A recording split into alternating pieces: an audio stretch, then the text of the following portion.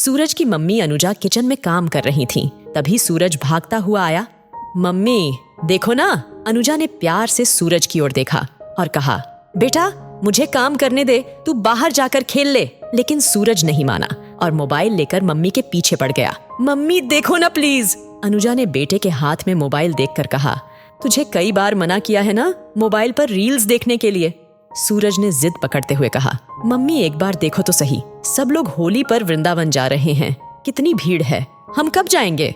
अनुजा ने मोबाइल हाथ में लेकर देखा। इंस्टाग्राम पर कई रील्स थीं वृंदावन की। कुछ समय काम भूलकर अनुजा भी रील्स देखने लगी। सब लोग रंगों में सराबोर, बांके बिहारी मंदिर हो या मदन मोहन मंदिर, सब जगह भक्त नाच गा रहे थे। पूरा मंदिर लोगों से भरा हुआ था।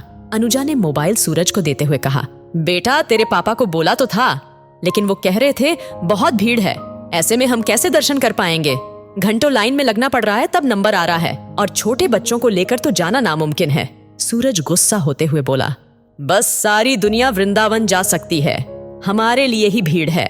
यहाँ इस फ्लैट में बैठकर बालकनी से होली देखते रहो। सूरज गुस्सा होकर चला गया। शाम को प्रकाश घर आए तो अनुजा ने उनसे बात की, लेकिन प्रकाश ने साफ मना कर दिया। अनुजा समझा करो, वो तो बच्चा है, तुम तो समझदार हो, इतनी भीड़ में मैं तुम्हें और सूरज को कैसे संभालूंगा। यह सुनकर अनुजा ने कहा, अब बच्चा इतनी जिद कर रहा है तो एक काम करते हैं, वृंदावन चलते हैं, कोशिश करेंगे, अगर दर्शन नहीं कर पाए तो बाहर से ही प्रणाम करके वापस आ जाएंगे, बच्चे का मन बहल जाएगा। प्रकाश ने कहा, ठीक है, लेकिन वहां जाकर जिद पर मत अड़ जाना कि लाइन में लगना ही है।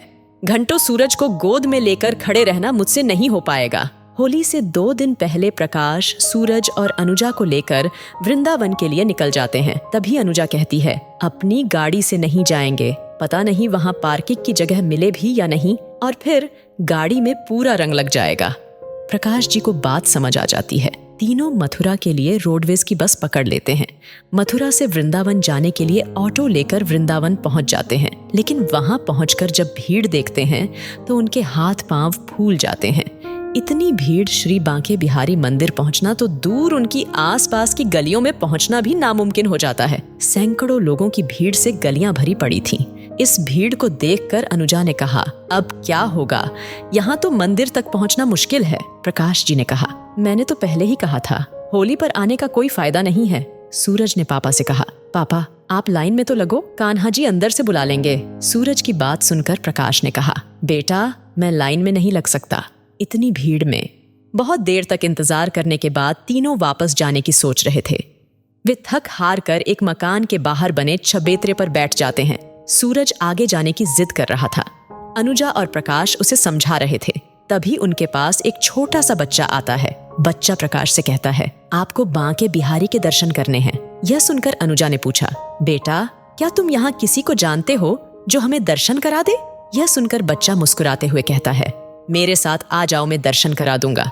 लेकिन उसकी बात सुनकर प्रकाश कहते हैं, ऐसे कैसे किसी के भी साथ चल दें, तुम्हें पता है ऐसे ही लूटपाट हो जाती है। यह सुनकर अनुजा कहती है, चलो ना चलते हैं, इतनी भीड़ में कौन लूट लेगा, देख कर तो आते हैं। सूरज भी जाने की जिद करने लगता है। उनकी बातें सुनकर प्रकाश तैयार हो जाते हैं और चल देते हैं।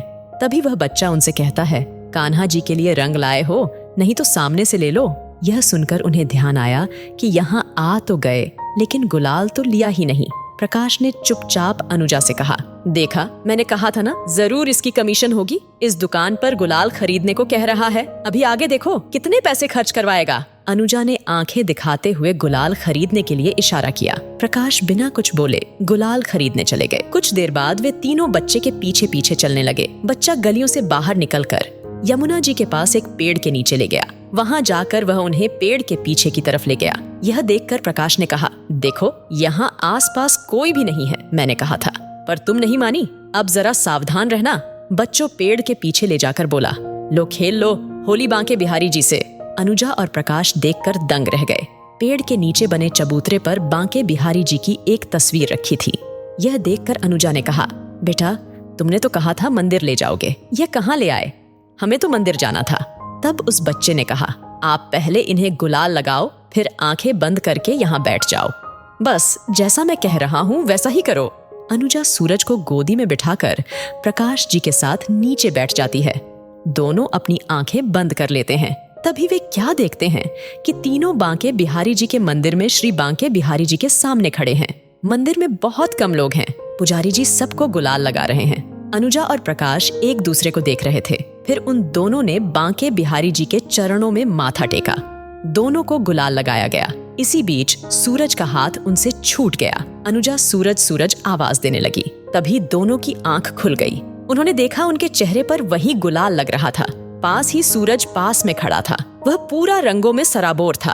अनुजा ने जल्दी से उसे गोद में उठा लिया और पूछा, बेटा तुम्हें यह रंग किसने लगाया? सूरज बोला, आप दोनों आंखें बंद करके बैठे थे। तभी कान्हा जी आए और मेरे साथ होली खेलने लगे।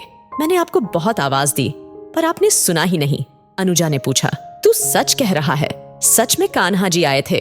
प्रकाश और अनुजा ने चारों ओर देखा लेकिन वह बच्चा कहीं नहीं था। प्रकाश और अनुजा की आंखों से आंसू बह रहे थे। प्रकाश ने बोला, कान्हा जी मंदिर छोड़कर खुद हमारे साथ होली खेलने आ गए। अनुजा और प्रकाश ने उस तस्वीर के सामने माथा टेका। बहुत देर तक तीनों वहीं बैठकर उस बच्चे का इंतजार करते रहे। फिर वे उस तस्वीर को लेकर अपने घर आ गए।